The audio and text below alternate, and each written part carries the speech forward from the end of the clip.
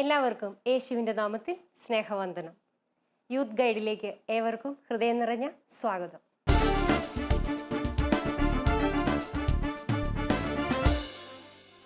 യേശു സ്വീകരിച്ച ഒറ്റവരി സാക്ഷ്യം ഇതാണ്: അവൻ പ്രായത്തിലും ജ്ഞാനത്തിലും ദൈവഭയത്തിലും മനുഷ്യരുടെ പ്രീതിയിലും വളർന്നു വന്നു.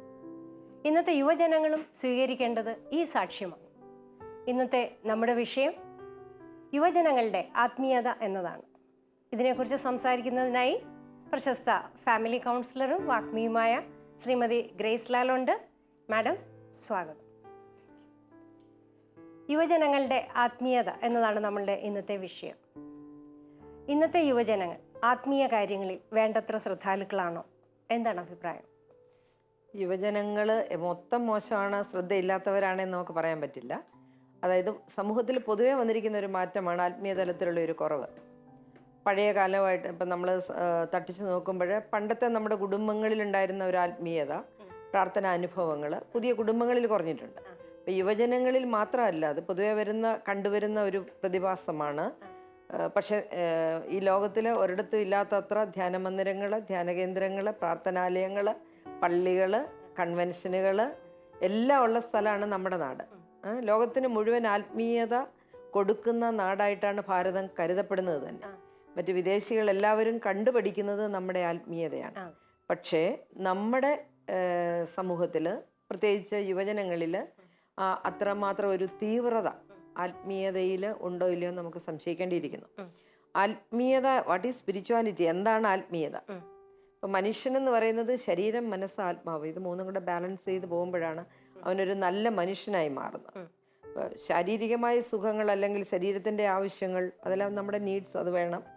രണ്ടാമത്തെ മനസ്സ്, ആരോഗ്യമുള്ളൊരു മനസ്സ് വേണം. മൂന്നാമത് നമുക്ക് ആരോഗ്യമുള്ള ഒരു നല്ല ആത്മീയ ശക്തി വേണം. ഇത് മൂന്നും കൂടെ ചേർന്നാലേ ഒരു മനുഷ്യൻ നല്ല മനുഷ്യനാവുന്നുള്ളൂ. അപ്പം ഈ ആത്മീയത, spirituality is a way of life. അതൊരു ജീവിതക്രമമാണ്, ചിട്ടയായുള്ളൊരു ജീവിതക്രമമാണ് ആത്മീയത എന്ന് പറയുന്നത്.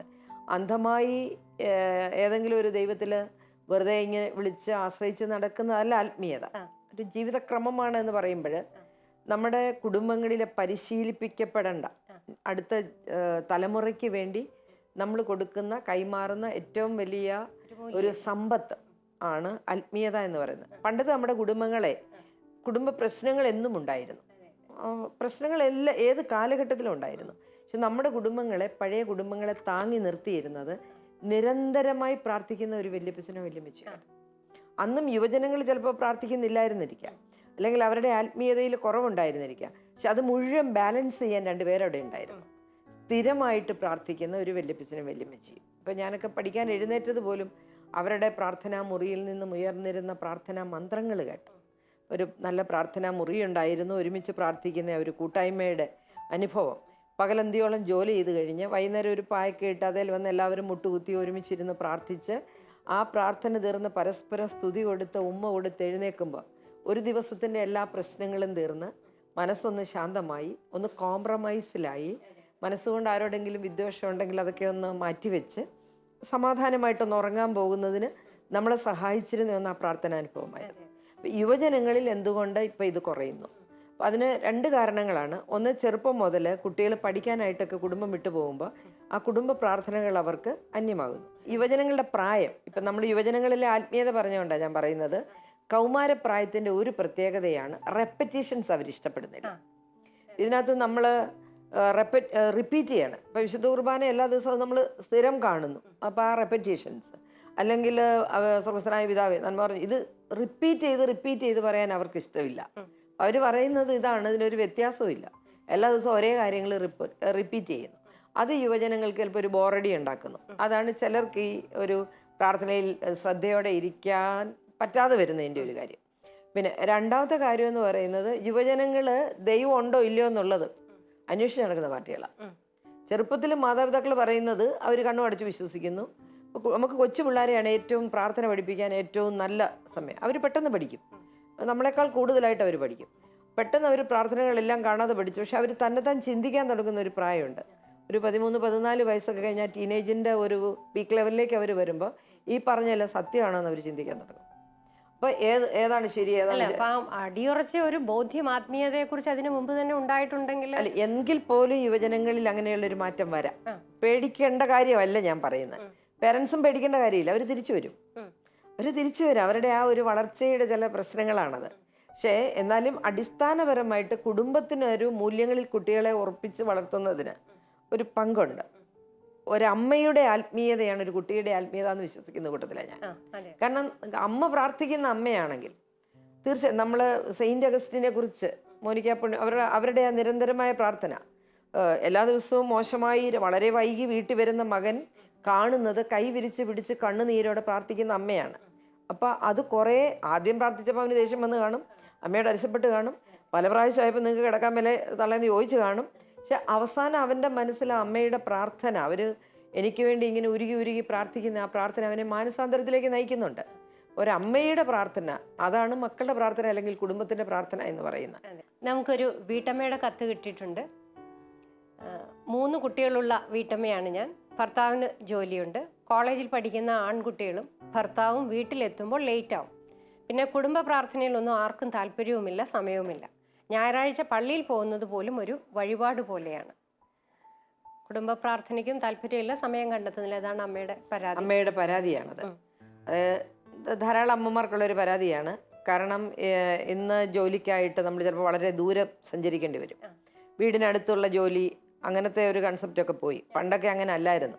പണ്ട് നമ്മുടെ വീടുകളിൽ കൃഷി അല്ലെങ്കിൽ അതുപോലുള്ള കാര്യങ്ങളെല്ലാം അടുത്ത സ്കൂളിൽ ജോലി, അങ്ങനെയുള്ള ജോലി. അത് കഴിഞ്ഞ് നേരത്തെ 5 മണിക്ക് വീട്ടിൽ വരും. ബാങ്ക് ജോലിയാണെങ്കിലും 5 മണിക്ക് ബാങ്കിൽ നിന്ന് വീട്ടിൽ വരുന്ന ഒരു കൺസെപ്റ്റ്. അപ്പോൾ എല്ലാവരും കൂടെ ഒരുമിച്ച് ഒരു 7 മണി 8 മണിയാകുമ്പോൾ സന്ധ്യാമണി അടിക്കും. പള്ളിയിൽ സന്ധ്യയ്ക്ക് മണി അടിക്കുമ്പോൾ നമ്മുടെ വീട്ടിൽ പ്രാർത്ഥിക്കാൻ തുടങ്ങുന്ന ഒരു കൾച്ചർ നമുക്കുണ്ടായിരുന്നു. ഈ അമ്മ അങ്ങനെ വളർന്ന ആളായിരിക്കാം. അങ്ങനത്തെ ആ കൾച്ചർ മാറിപ്പോയി. കാരണം ഇപ്പോൾ ജോലിക്കായിട്ട് നമ്മൾ വളരെ ദൂരം പോവുകയാണ്, ഇപ്പോൾ ടൗണിലേക്ക് പോവുകയാണ്. അപ്പോൾ നമ്മൾ ലേറ്റായിട്ട് വരുന്നു. പിന്നെ ഓഫീസുകളിൽ ജോലിയുടെ സമയം വ്യത്യാസപ്പെടുത്തി, ജോലിയുടെ രീതികൾ മാറി. ഇപ്പോൾ കുട്ടികൾ ജോലി ചെയ്യുന്നതെന്ന് പറഞ്ഞു കഴിഞ്ഞാൽ ഇപ്പോൾ IT ഫീൽഡിലൊക്കെ ആണെങ്കിൽ അവർക്ക് അങ്ങനെ ഒരു ടൈം ഒന്നും വെച്ചിട്ടല്ല ജോലി ചെയ്യുന്നത്. ചിലപ്പോൾ നൈറ്റ് വർക്ക് ചെയ്യേണ്ടി വരുന്നു, ഡേ വർക്ക് ചെയ്യേണ്ടി വരുന്നു, മണിക്കൂറുകൾ. അവരെ ഏൽപ്പിച്ചിരിക്കുന്ന പ്രോജക്റ്റ് തീരുന്നിടം വരെ അവർ ജോലി ചെയ്യേണ്ടി വരും. അപ്പം അങ്ങനെ അവർ ലേറ്റായിട്ട് വരുമ്പോൾ അവർ തളർന്നായിരിക്കും വരുന്നത്. അപ്പോൾ അമ്മ ഇങ്ങനെ സ്ട്രിക്റ്റായിട്ട് എല്ലാവരും മുട്ടുകുത്തിക്കോ കുരിശ് വരച്ചോ എന്ന് പറയുമ്പോൾ ചിലപ്പോൾ അവരെതിർക്കും. അത് അവർക്ക് ദൈവാനുഭവം ഇല്ലാഞ്ഞിട്ട് എതിർക്കുന്നതെന്ന് എനിക്കൊരു വിചാരമില്ല. പക്ഷേ സ്നേഹത്തോടെ അവർ കുളിയെല്ലാം കഴിഞ്ഞ് ഭക്ഷണം എല്ലാം കഴിച്ച് കിടക്കാൻ പോകുന്നതിന് മുമ്പ് അവരെ ഇരുത്തി ഒരു കുറച്ച് സമയം പ്രാർത്ഥിക്കാം. ഇല്ലെങ്കിൽ വെളുപ്പിനെ എഴുന്നേറ്റ് അവരെ പ്രാർത്ഥിക്കാൻ ശീലിപ്പിക്കുക. അത് നമുക്കുള്ള ടൈം അനുസരിച്ച് അഡ്ജസ്റ്റ് ചെയ്യുന്നതായിരിക്കും നല്ലത്. സ്ഥിരം പുറകെ നടന്ന് നിങ്ങൾ പ്രാർത്ഥിക്കുന്നില്ല എന്ന് പറയുന്നത് തെറ്റായിരിക്കും. പിന്നെ കുട്ടികളെ ഇപ്പം ഒരു ട്രെൻഡ് ഉണ്ടല്ലോ, എല്ലാവരും ഈ എൻട്രൻസ് കോച്ചിങ്ങും ട്യൂഷനും മറ്റേതും മറിച്ചതും. ഇപ്പോഴത്തെ അമ്മമാർ, ഈ അമ്മ എന്നല്ല പല അമ്മമാരും പള്ളിയിൽ പോകണ്ട, സൺഡേ സ്കൂളിന് പോകണ്ട, എൻട്രൻസ് കോച്ചിങ്ങിന് പോകണം, ട്യൂഷന് പോകണം, മാർക്ക് വാങ്ങിക്കണം. അങ്ങനെ വളർത്തിക്കൊണ്ട് വന്ന് ജോലി കിട്ടിക്കഴിയുമ്പോൾ പിന്നെ ഇവരോട് പള്ളിയിൽ പോകാൻ പറയുമ്പോഴായിരിക്കും ചിലപ്പോൾ അവർ പോകാത്തത്. ചെറുപ്പം മുതലേ നമ്മൾ ഏറ്റവും പ്രധാനം സ്കൂൾ വിദ്യാഭ്യാസം പോലെ തന്നെ വളരെ പ്രധാനപ്പെട്ട ഒന്നാണ് സൺഡേ സ്കൂളിൽ പോവുക, അല്ലെങ്കിൽ ആധ്യാത്മിക കാര്യങ്ങളിലുള്ള ശ്രദ്ധ, ആധ്യാത്മിക സംഘടനകളിലുള്ള അവരുടെ ആ ഒരു ബന്ധങ്ങൾ. അങ്ങനെ ഒരമ്മ നന്നായിട്ട് വളർത്തി കൊടുക്കുകയാണെങ്കിൽ ഇവരെത്ര അകലങ്ങളിൽ പോയാലും പേടിക്കേണ്ട. ചെല്ലുന്നിടത്ത് നമുക്കിന്ന് കേരളം വിട്ടു പുറത്ത് ഏത് രാജ്യത്ത് പോയാലും ഇവിടുത്തേതിനേക്കാൾ ശക്തമായ പ്രാർത്ഥന കൂട്ടായ്മകളുണ്ട് വിദേശ രാജ്യങ്ങളിലെല്ലാം. പള്ളിയുമായിട്ട് നല്ല ബന്ധങ്ങൾ, നല്ല യൂത്ത് ഓർഗനൈസേഷൻസ് എല്ലാ സ്ഥലങ്ങളിലും ഉണ്ട്. അങ്ങനെ അവിടെ പങ്കെടുക്കുന്ന പിള്ളേർക്ക് തിരിച്ചിവിടെ വരുമ്പോഴേ ഞാൻ കണ്ടിട്ടുണ്ട്, അവധിക്ക് വരുന്ന പിള്ളേർ ഓൾട്ടർ ബോയ്സൊക്കെ ആയിട്ട് നിന്നിട്ടുള്ള പിള്ളേർ പിന്നെ അവധിക്ക് വരുമ്പോഴും വീണ്ടും അവർ ആൾക്കാരെ കയറുന്നതും ഫുൾ ടൈം പള്ളി ചിലവഴിക്കുന്നതും ഒക്കെ കാണുന്നുണ്ട്. അവരുടെ അടിസ്ഥാനം നല്ലതാണ്. ഈ അടിസ്ഥാനം നമ്മൾ ഇട്ട് കൊടുക്കുക. അപ്പോൾ അതാണ് ഏറ്റവും പ്രധാനപ്പെട്ട ഒരു കാര്യം എന്ന് പറയുന്നത്. പിന്നെ വേറൊരു കാര്യമുണ്ട്, നമ്മൾ മനുഷ്യരാണ്, എല്ലാത്തരം വികാരങ്ങളെല്ലാം വേണം. എനിക്കറിയാം, എനിക്ക് കൗൺസിലിങ്ങിന് വരുമ്പോൾ ചില അപ്പന്മാരും അമ്മമാരും ഭയങ്കര സ്ട്രിക്റ്റാണ്. ജീവിതത്തിൽ ഒരിക്കലും സിനിമ കണ്ടിട്ടില്ലാത്തവരുണ്ട്, തിയേറ്റർ കണ്ടിട്ടില്ലാത്തവരുണ്ട്. അമ്മ എടുത്തു കൊടുക്കുന്ന ഡ്രസ്സ് 10-20 വയസ്സുള്ള മകൾ അമ്മ കൊടുക്കുന്ന ഇടാവുള്ളൂ എന്ന് പറയുന്നത് ആ ഒരു ലെവലിൽ നിന്ന് മാറി എല്ലാം അവൻ അറിയണം. അപ്പം അങ്ങനെ ഒരു ലെവലിലേക്ക് വളർത്തുക. അപ്പോൾ അവർക്ക് പള്ളി വരാൻ ഇഷ്ടമായിരിക്കും. പള്ളിയിൽ നമ്മൾ എന്തിനാ ഈ സംഘടനകളും സ്ത്രീകൾക്കും പുരുഷന്മാർക്കും കുട്ടികൾക്കും ഒക്കെ ആയിട്ട് പല സംഘടനകൾ എന്തിനാണ് വെക്കുന്നത്? എപ്പോഴും പള്ളിയോട് ചേർന്ന് നിൽക്കാൻ വേണ്ടി. അങ്ങനെ ചെറുപ്പം മുതലേ കുട്ടികളെ പരിശീലിപ്പിക്കുകയാണെങ്കിൽ അവർക്ക് ഒരു അടിസ്ഥാനപരമായ ഒരു ആത്മീയത ഉണ്ടാവും. ഒരു കത്തുകൂടെ ഉണ്ട്, അത് നോക്കാം നമുക്ക്. ഇതൊരു പിതാവിൻ്റെ കത്താണ്. ചെറുപ്പത്തിൽ എന്നും വിശുദ്ധ കുർബാനയിൽ പങ്കുകൊള്ളുകയും പള്ളിയിലെ എല്ലാ കാര്യങ്ങളിലും സംഘടനകളിലും സജീവമായിരുന്ന എൻ്റെ മകൻ ബിടെക്കിന് ശേഷം മതപരമായ കാര്യങ്ങളിൽ നിന്നും തീർത്തും അകന്നു പോകുന്നു. ഇപ്പോൾ ഒരു നിരീശ്വരവാദിയെ പോലെയാണ് അവൻ്റെ സംസാരം. എനിക്ക് എന്ത് ചെയ്യാൻ കഴിയും? ബിടെക്കിന് ശേഷമാണ് ആ മകൻ അങ്ങനെ ആയിരിക്കുന്നതെന്നാണ് പറഞ്ഞിരിക്കുന്നത്. അതെ അതെ. അപ്പോൾ അതുവരെ പിതാവിൻ്റെ കൂട്ടത്തിൽ പള്ളിയോട് ബന്ധപ്പെട്ട് ഓൾട്ടർ ബോയ് ഒക്കെ ആയിരുന്നു, എല്ലാം പ്രവർത്തിച്ചിരുന്ന പയ്യനാണ്. ഒരുപക്ഷെ അവൻ പഠിക്കാനായിട്ട് കേരളം വിട്ട് പുറത്ത് പോയിട്ടുണ്ടാവും, അതിനകത്ത് അത് പറഞ്ഞിട്ടില്ല എങ്കിലും. അപ്പോൾ അവൻ പഠിക്കാൻ പോകുന്ന സാഹചര്യങ്ങളിൽ ഹോസ്റ്റലുകളിലേക്ക് മാറപ്പെടുക. ഇപ്പോൾ ആ ടീനേജ് വരുമ്പോൾ ഹോസ്റ്റലിലേക്ക് മാറും. അവിടെ പലതരം ഗ്രൂപ്പുകളുണ്ട്. നിരീശ്വരവാദികളുണ്ട്, പിന്നെ ഓജോ ബോർഡ് വെച്ച് നമുക്കറിയാമല്ലോ, ചാത്തൻസ്, പലതരം കാര്യങ്ങളുണ്ട്. ഇങ്ങനെയുള്ള കാര്യങ്ങളിലൊക്കെ പിള്ളേർക്ക് ശ്രദ്ധ തുടങ്ങും. പിന്നെ വായനകൾ, പലപ്പോഴും ഈ പിള്ളേർ വേണ്ടാത്ത ധാരാളം കാര്യങ്ങൾ നെറ്റിൽ സെർച്ച് ചെയ്യും. നമ്മളിപ്പോൾ പറയുന്ന പോലെ, നമ്മളൊരു കാര്യം ഇപ്പോൾ അമ്മ പ്രാർത്ഥിക്കാൻ പറയുന്ന പോലെ പിള്ളേരങ്ങ് പ്രാർത്ഥിക്കത്തില്ല. അവർ അത് ഇങ്ങനെ അതിൻ്റെ കാര്യം എന്നാന്ന് പോയി നെറ്റിൽ സെർച്ച് ചെയ്ത് അവർ കണ്ടുപിടിക്കുക. അപ്പോൾ കണ്ടുപിടിച്ചോണ്ട് വരിക, പ്രാർത്ഥിച്ചാൽ വലിയ പ്രയോജനമുണ്ടോ, അപ്പോൾ ദൈവം ഉണ്ടോ, ദൈവം ഇല്ലയോ. അപ്പം ഇങ്ങനെ ചിലപ്പോൾ അവരെ ആകർഷിക്കുന്നത് നിരീശ്വരത്വമായിരിക്കും. എനിക്ക് ഒരിക്കലും വന്നിരുന്ന ഒരു പള്ളിയുടെ ട്രസ്റ്റിയാണ്. അയാളുടെ മകന്, ഒരേ ഒരു മകനേ ഉള്ളൂ. പൈസയൊക്കെ പിന്നെ എനിക്കൊന്നും ബാംഗ്ലൂരോ മംഗളൂരോ എവിടെ പഠിക്കാൻ പോയതാണ്. പൈസയൊക്കെ ഇട്ട് ATM കാർഡൊക്കെ കൈ കൊടുത്ത് അപ്പൻ പഠിക്കാൻ വിട്ടതാണ്. പക്ഷെ അവനൊരു ദിവസം പോലും ക്ലാസ്സിൽ പോയിട്ടില്ല. മിക്കവാറും ദിവസങ്ങളിൽ ഓജോ ബോർഡിലെ കളിയും കള്ളും എല്ലാമായിട്ട് ഇങ്ങനെ ഭയങ്കര എല്ലാം അലമ്പനായിട്ട് ജീവിച്ചു. അപ്പോൾ അത് കഴിഞ്ഞ് ഇവൻ്റെ റിസൾട്ട് വരാറായപ്പോഴും ഇവൻ ഒരിക്കലും പരീക്ഷ എഴുതിയിട്ടില്ല എന്നുള്ളത് അപ്പൻ അറിയുന്നു.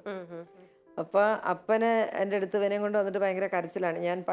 അവൻ ഏറ്റവും ആദ്യം പള്ളി ചെല്ലുന്ന ആൾ ഞാനാണ്, എല്ലാ ദിവസവും പള്ളിയിൽ പോകുന്ന ആൾ ഞാനാണ്, പള്ളിയിലെ ട്രസ്റ്റിയാണ്, വർഷങ്ങളായിട്ട് പള്ളിക്ക് വേണ്ടി സഭയ്ക്ക് വേണ്ടി ജീവിക്കുന്ന ആളാണ്. എനിക്ക് ഒരെണ്ണമുള്ളൂ, എന്തുകൊണ്ട് എൻ്റെ മകൻ പഴിച്ചു പോയി. അപ്പം ഞാൻ ചോദിച്ചു, അപ്പൻ ഇവനെ കൊണ്ടാക്കി ഇത്രയും പൈസയൊക്കെ കൊടുത്ത് ഇവൻ എന്തിനാ ഇത് പിൻവലിക്കുന്നതെന്ന് ശ്രദ്ധിച്ചിട്ടുണ്ടോ?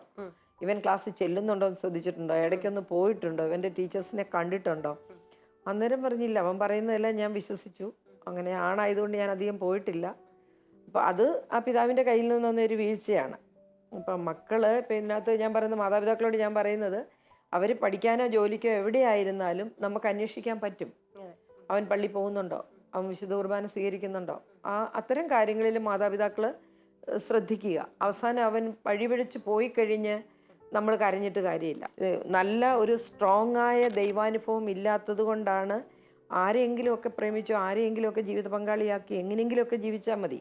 ഇന്ന് ഈ യുവജനങ്ങൾക്ക് വേണ്ടിയുള്ള സംഘടനകൾ ഏതൊക്കെയാണ്? യുവജനങ്ങൾക്ക് വേണ്ടി സഭ എന്തെല്ലാം കാര്യങ്ങൾ? സഭ ഒത്തിരി കാര്യങ്ങൾ യുവജനങ്ങൾക്ക് വേണ്ടി ചെയ്യുന്നുണ്ട്. ചെറുപ്പം മുതൽ ഇപ്പം നമ്മുടെ വളർച്ചയിൽ ആദ്യം നമുക്ക് മിഷൻ ലീഗ് ഉണ്ട്. മിഷൻ ലീഗ് കഴിഞ്ഞ് കുറച്ചും കൂടെ വരുമ്പോഴത്തേക്ക് KCYM, യുവദീപ്തി, ഓരോരുത്തർക്കും ഓരോന്നാണ് യൂത്ത് സംഘടനകൾ. കുറേ കൂടി വലുതാകുമ്പോഴത്തേക്ക് നമുക്ക് വിൻസെൻ്റ് ഡി പോൾ, ധാരാളം സംഘടനകളുണ്ട് പ്രവർത്തിക്കാനായിട്ട്. ജീസസ് യൂത്ത് ഉണ്ട്. പക്ഷേ ഇതിനകത്തൊക്കെ വളരെ കുറച്ചൊരു ശതമാനം പിള്ളേർ പ്രവർത്തിക്കുന്നുണ്ട്. ആ പ്രവർത്തിക്കുന്ന പിള്ളേരൊക്കെ വളരെ നല്ല ആത്മീയതയുള്ള പിള്ളേരുണ്ട്. കാരണം ഞാൻ ഈ മെഡിക്കൽ കോളേജുകളിലൊക്കെ ജീസസ് യൂത്ത് വളരെ ശക്തമായി പ്രവർത്തിക്കുന്നവർക്ക് ക്ലാസ് എടുക്കാൻ പോകാറുണ്ട്. കോട്ടയം മെഡിക്കൽ കോളേജിലൊക്കെ ഞാൻ എല്ലാ വർഷവും തന്നെ പോകാറുണ്ട്. അപ്പോൾ എനിക്കറിയാം അവരൊക്കെ വളരെ നല്ലതായിട്ട് ജീവിക്കുന്ന പിള്ളേർ. വളരെ കുറച്ചൊരു ശതമാനം പിള്ളേരാണ് ഈ ഒത്തിരി മോശമായിട്ട് പോകുന്നത്. പക്ഷെ അവരെ തിരിച്ചു കൊണ്ടുവരാനായിട്ട് സാധിക്കണം. ഞാൻ പേരൻസിനോടാണ് പറയുന്നത്, ആ കുടുംബത്തിൽ ചെറുപ്പം മുതലേ നമ്മൾ സ്ട്രോങ് ആയിട്ടൊരു കൂട്ടായ്മ ഉണ്ടാക്കിയെടുക്കണം. അത് പ്രാർത്ഥന കൂട്ടായ്മ. അതുപോലെ എന്നും സ്കൂളിൽ പോകുന്നതിന് മുമ്പ് ഒന്ന് പ്രാർത്ഥിച്ചു വിടുക, കൂടെ നിന്നൊന്ന് പ്രാർത്ഥിക്കുക. അല്ലെങ്കിൽ യാത്രയ്ക്ക് ഇറങ്ങുന്നതിന് മുമ്പ് എപ്പോഴും ഒരു ചെറിയ പ്രാർത്ഥന ചൊല്ലി. അതെ, അല്ല കുടുംബം ഒരുമിച്ച് പോകുമ്പോഴിപ്പം ഞങ്ങളൊക്കെ കുടുംബം ഒരുമിച്ച് ഒത്തിരി ട്രാവൽ ചെയ്യുന്ന ആളാണ്. ലേറ്റ് വണ്ടിയിലിരുന്ന് നമുക്ക് പ്രാർത്ഥിക്കാം. അല്ല, ഒരു കാർ എടുക്കുന്നതിന് മുമ്പ് കുട്ടികളെ 91 സങ്കീർത്തനം ഒന്ന് ചൊല്ലണമെന്നൊന്ന് ശീലിപ്പിക്കാം. അപ്പോൾ എനിക്കൊക്കെ LKG UKG പഠിക്കുന്ന കുട്ടികൾ തൊട്ട് ഇതൊക്കെ ചൊല്ലിയിട്ടാണ് ഇറങ്ങുന്നത്. ഒരു പ്രത്യേകിച്ച് ഒന്നും പറയണ്ട, സമയമാകുമ്പോൾ അവർ പോയി അത് ചെയ്തോളും. ഒരു 4ാം ക്ലാസ്സിൽ പഠിക്കുന്ന കൊച്ചൊക്കെയാണ് വീട്ടിൽ കൊന്ത ചൊല്ലുന്നത്. അപ്പോൾ അതാരും പ്രത്യേകിച്ചുള്ള പരിശീലനം അല്ല. പക്ഷെ അമ്മ പരിശീലിപ്പിക്കുന്നുണ്ട്, ഇല്ലെന്ന് ഞാൻ പറയുന്നില്ല. പക്ഷെ എന്നാൽ പോലും ആ കുട്ടികൾക്ക് ആ ഒരു എൻവയോൺമെൻറ്റ്, ഒരു സാഹചര്യങ്ങൾ ക്രിയേറ്റ് ചെയ്ത് കൊടുക്കുക. ആത്മീയതയിൽ ഊന്നിയ ഒരു കുടുംബ ജീവിതത്തിന്, ശക്തമായ ഒരു കുടുംബ ജീവിതത്തിന് മാത്രമേ കുട്ടികളിൽ, യുവജനങ്ങളിൽ കുറച്ചൊരു ദൈവവിശ്വാസം ഉണ്ടാക്കി കൊടുക്കാൻ പറ്റത്തുള്ളൂ. കാരണം അവർക്ക് ആ കുടുംബത്തോടൊരു അറ്റാച്ച്മെൻറ്റ് വേണം, സഭയോട് അറ്റാച്ച്മെൻറ്റ് വേണം. അപ്പം പിന്നെ നമ്മുടെ ഒരു കുഴപ്പം എന്നാന്നറിയാം, ഈ പഠിക്കാനൊക്കെ ആയിട്ട് പോകുമ്പോൾ പള്ളിയിൽ പോകണ്ട, അല്ലെങ്കിൽ പ്രാർത്ഥിക്കണ്ട, നീ പോയി പഠിച്ചോ, ഞാൻ ഇവിടെ ഇരുന്ന് പ്രാർത്ഥിച്ചോളാം, അങ്ങനെ പറയുന്ന അമ്മമാർ ധാരാളമാണ്. നീ ട്യൂഷന് പൊക്കോ. ഇപ്പോൾ സന്ധ്യയ്ക്ക് ഇപ്പോൾ സ്കൂളിൽ നിന്ന് 4 മണിക്ക് വന്നു കഴിഞ്ഞാൽ ട്യൂഷന് വിടും. 9 മണി 10 മണി വരെ ട്യൂഷനാണ്. പിന്നെ ആ കൊച്ച് വന്നിട്ട് എവിടെ പ്രാർത്ഥിക്കുന്നത്? ഇനി യുവജനങ്ങൾ എന്ന് പറയുമ്പോൾ തനിച്ച് കഴിയുന്ന റീസെൻ്റ്ലി മാരീഡ് ആയിട്ടുള്ള ഭാര്യയും ഭർത്താവും, അങ്ങനെയുള്ളവരുടെ ഇടയിൽ ആത്മീയതയുടെ സ്ഥാനം എന്തുമാത്രം വളരെ കുറഞ്ഞു പോയി. അങ്ങനെയുള്ളവരുടെ ഇടയിൽ ഹസ്ബൻഡ് വൈഫും തന്നെയായിട്ട് അവർ ദൂരെ എവിടെയെങ്കിലുമൊക്കെയാണ് താമസിക്കുന്നത്. അപ്പോൾ അവർക്ക് അവർ രണ്ടുപേരും വൈകിട്ട് ജോലി ചെയ്തു, രണ്ടുപേരും അടുത്ത് വരുന്നു, കഴിക്കാൻ ഉണ്ടാക്കിയില്ലെങ്കിൽ ഉണ്ടാക്കിയില്ല, അവർ കിടക്കുന്നു, അല്ലെ സിനിമ കാണുന്നു, അല്ലെ രണ്ടുപേരുടെ മൊബൈലിൽ പിന്നെ ഒന്നുകിൽ എന്തെങ്കിലും കണ്ടുകൊണ്ടിരിക്കുന്നു, അല്ലെ മെസ്സേജ് അയക്കുന്നു. വേറൊരു ലോകമാണ്. ശരിക്കും അവരുടെ ഇടയിൽ വളരെ കുറവുണ്ട് കേട്ടോ. പിന്നെ എന്തെങ്കിലും വിഷമങ്ങൾ വരുമ്പോൾ, പ്രയാസങ്ങൾ വരുമ്പോൾ, അതിപ്പോൾ ഈ ഗൾഫ് രാജ്യങ്ങളിലൊക്കെ പോകുന്നവർ ഈ ജോലി ഉറപ്പില്ലാത്തതുകൊണ്ട്, എത്ര നാൾ അവിടെ നിർത്തുമെന്ന് അറിയത്തില്ലാത്തതുകൊണ്ട് അവരുടെ ഇടയിൽ ഇച്ചിരി പ്രാർത്ഥന കൂടുന്നുണ്ട്. പക്ഷെ ഹസ്ബൻഡ് വൈഫ് വരുമ്പോഴത്തേക്ക് ഒരുമിച്ചുള്ള കുടുംബ പ്രാർത്ഥനകൾ എത്രത്തോളം ശക്തമാണ് എന്ന് നമുക്ക് പറയാനാവില്ല.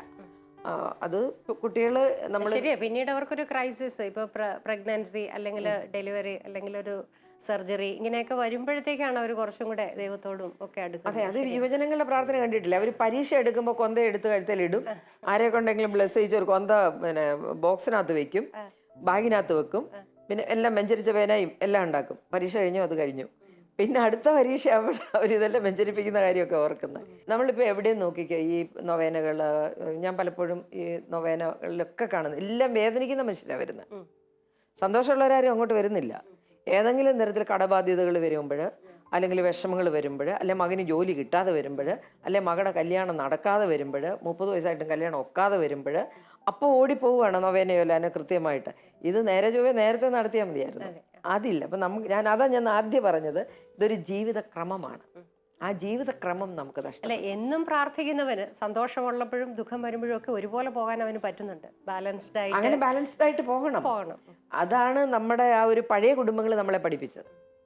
ഇപ്പം നമ്മൾ ഒന്നുകൊണ്ട് തൃപ്തരല്ലല്ലോ, നമുക്കുള്ളത് കൊണ്ട് തൃപ്തിപ്പെടുന്നില്ല. നമ്മളെപ്പോഴും അടുത്തതിന് വേണ്ടി ഇങ്ങനെ അത്യാഗ്രഹമാണ് നമുക്ക്.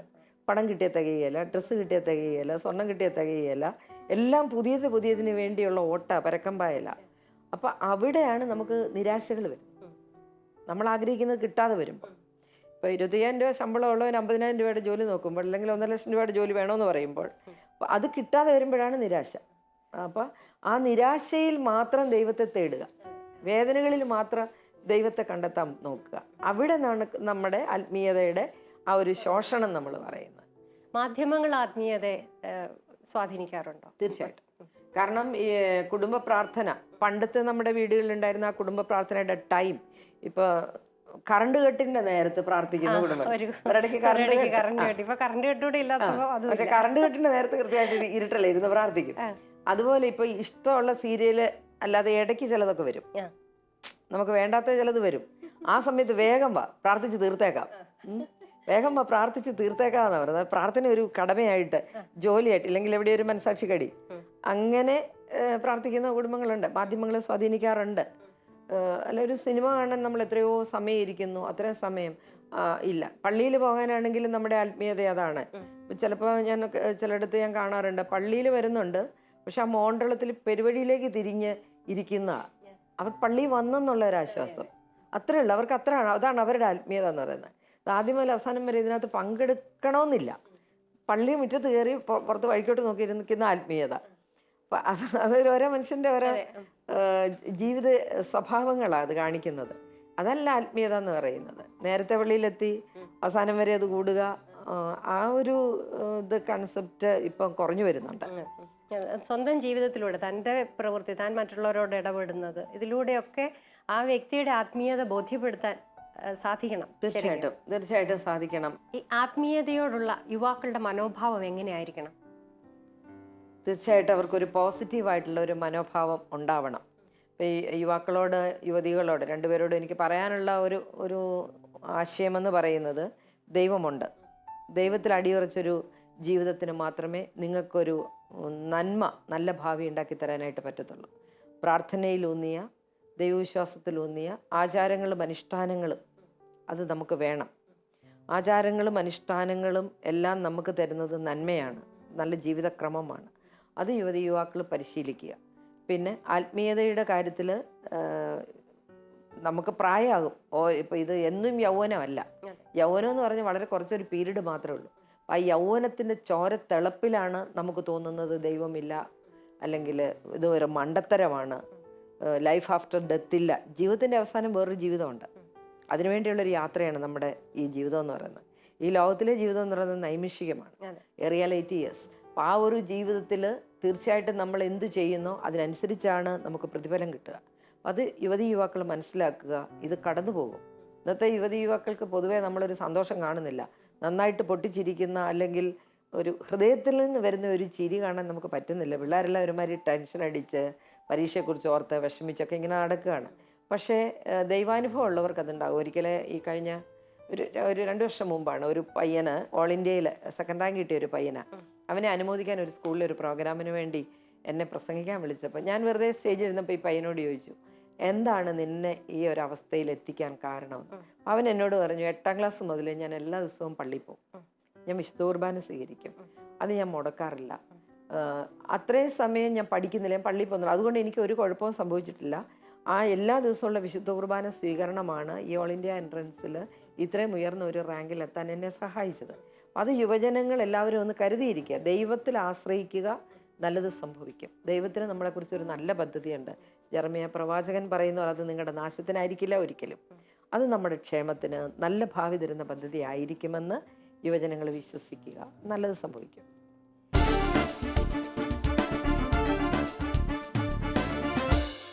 ആത്മീയതയിലൂന്നിയ ആഴമുള്ള വേരില്ലാത്ത ഒരു ജീവിതത്തിൽ പൂവും കായും കനികളും ഉണ്ടാവില്ല. അതുകൊണ്ട് യുവജനങ്ങൾ ശ്രദ്ധിക്കുക, നല്ല ആത്മീയതയുള്ളവരായി ജീവിതം മുന്നോട്ട് പോകാം. നിങ്ങളുടെ വിലയേറിയ അഭിപ്രായങ്ങളും നിർദ്ദേശങ്ങളും പ്രശ്നങ്ങളുണ്ടെങ്കിൽ അവയും ഞങ്ങളെ എഴുതി അറിയിക്കാൻ മറക്കരുത്. അറിയിക്കേണ്ട വിലാസം: the producer, youth guide, Shalom TV, Peruvannamuzhi PO, Calicut. മറ്റൊരു പുതിയ വിഷയവുമായി അടുത്ത എപ്പിസോഡിൽ നമുക്ക് വീണ്ടും കാണാം. അതുവരേക്കും